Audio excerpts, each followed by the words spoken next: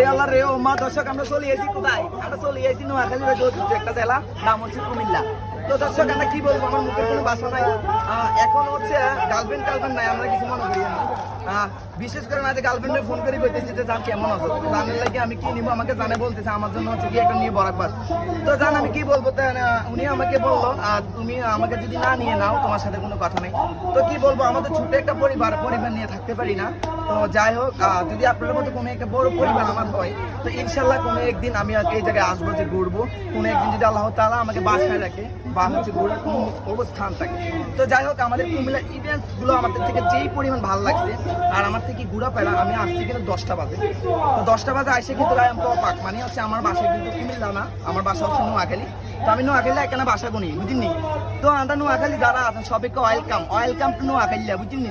তো যাই হোক গাইজ, আমি আর কিছু বলবো না আপনাদেরকে। আর যদি হচ্ছে ভিডিওটা আপনার সামনে পড়ে সবাই একটু আসার জন্য চেষ্টা করবেন কুমিল্লা হচ্ছে জাঙ্গালিয়া কুটির শিল্প বাণিজ্য মেলায়। Welcome to Comilla.